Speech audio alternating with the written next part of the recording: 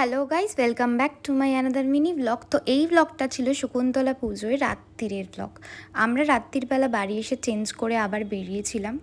তো আমরা গেছিলাম একটা ক্যাফেটেরিয়ায় বন্ধুরা মিলে, কারণ যারা খায়নি তাদের খিদে পেয়ে গেছিলো খুব জোর। তো আমরা সবাই মিলে ডিসাইড করলাম যে একটা ক্যাফেতে গিয়ে খাওয়া যাক। তো ওরা তখন খাবার অর্ডার দিল, আর এখানে খাবার অর্ডার দেওয়ার পরে আমরা করছিলাম, হাসাহাসি করছিলাম, বন্ধুরা মিলে আড্ডা মারছিলাম। তো যেটা হয়, আমরা সবাই মিলে টাইম স্পেন্ড করছিলাম ভালোই। আর এখানে আমরা দেখিয়ে দিলাম নিজেদেরকে যে আমাদের কেমন লাগছে। আর আমরা যতক্ষণ না খাবার আসছিলো ততক্ষণ অনেক সেলফি তুলছিলাম, ভিডিও করছিলাম, চিল করছিলাম, কারণ অনেকক্ষণ পরে আমি একটু রেস্ট পেয়েছিলাম। 2 ঘন্টা লাইন দিয়ে পুজো দেওয়ার পরে একটু যদি বসে চিল করা যায় তো বেশ ভালোই লাগে। আর সারাদিন পরে আমি ফাইনালি একটু রেস্ট পেয়েছিলাম, তো আমার খুব ভাল লাগছিলো। আমরা অনেকক্ষণ আড্ডা মেরেছি ওখানে। আর আমার বন্ধুর তো প্রচণ্ড জোর খিদে পেয়ে গেছিলো, এই যে দেখতেই পাচ্ছ ওয়েট করছে যে ওর খাবারটা কখন আসবে তার জন্য। ও একদম ইরিটেট হয়ে গেছিলো এখানে, আর কমপ্লেন করছিল খালি যে কতক্ষণে ওর খাবারটা আসবে। আর এখানে ওর হাতে একটু কাট লেগে গেছিলো, তো বুঝতে পারছিল না যে কী করে লেগেছিলো। আর এখানে লাস্টেও মন ফোন খারাপ করে বসে গেছে যে সবাইকার খাবার আসছে, ওর খাবারটা কেন আসছে না। তো এখানে তারপরে আমি নিজেকে একটু দেখাচ্ছিলাম। আর এখানে আমার অর্ডার চলে এসছে। আমরা ভেজ অর্ডার দিয়েছিলাম আর ওরা নন ভেজ অর্ডার দিয়েছিলো, ওরা বিরিয়ানি খাচ্ছিল। আর আমাদের ফার্স্ট ছিল বলে আমরা পনিরের একটা স্টার্টার টাইপের খেয়েছিলাম। যাই হোক, তো তারপরে ওখান থেকে বেরোনোর পরে আমরা যাচ্ছিলাম মন্দিরের দিকে, মেলায় ঘুরতে, ঠাকুর দর্শন করতে। তো এখানে দেখতেই পাচ্ছ অত রাত্রিরে তখনও প্রচণ্ড ভিড়।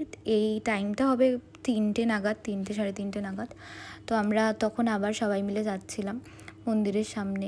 ঘুরতে ঘুরতে গেলাম মেলার দিকে, আর মেলার দিকে ঘোরার পরে আমরা যাচ্ছিলাম অন্য জায়গায়।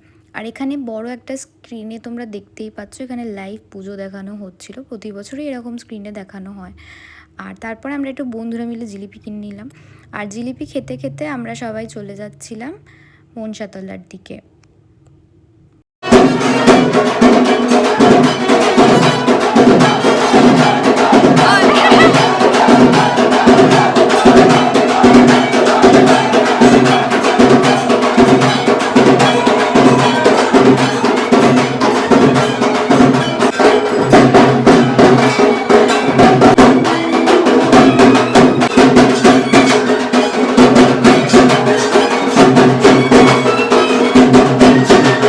তো ওখান থেকে আমরা ঠাকুর দর্শন করে আর কিছুক্ষণ নাচ গান দেখে বেরিয়ে এলাম নিজের পাড়ার দিকে। আর আমাদের পাড়ায় এখানে ঠাকুরের ভোগ বিতরণ করা হচ্ছিল।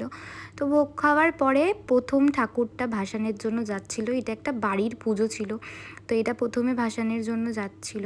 আর এই ঠাকুরটা যাওয়ার সাথে সাথে আমি আমার পাড়ায় আবার পৌঁছে গেলাম, কারণ আমাদের ঠাকুরটাও ভাসান হবে। আর এখানে নামানো হয়ে গেছে ঠাকুরটা।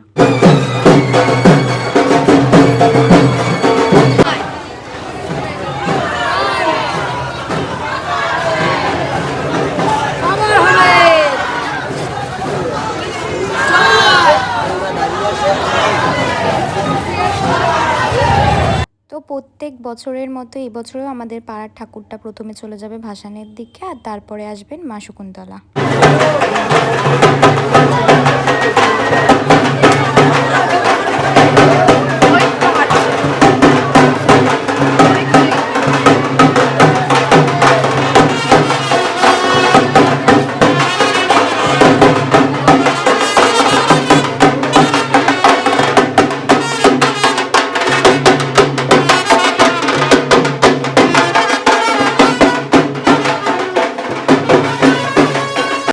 তো এখানে সবাই চলে যাচ্ছিলো আস্তে আস্তে ঘাটের দিকে ভাসানের জন্য। আর এখানে মায়ের ঘট নিয়ে আসা হচ্ছিল, আর ঘটের পরেই আসবেন মা ভাসানের জন্য। তো এবছরের মতো মা চলে গেলেন ভাসানের দিকে, আবার সামনের বছর একটা বছর অপেক্ষা। আর আজকের ব্লগটা এখানেই শেষ করছি।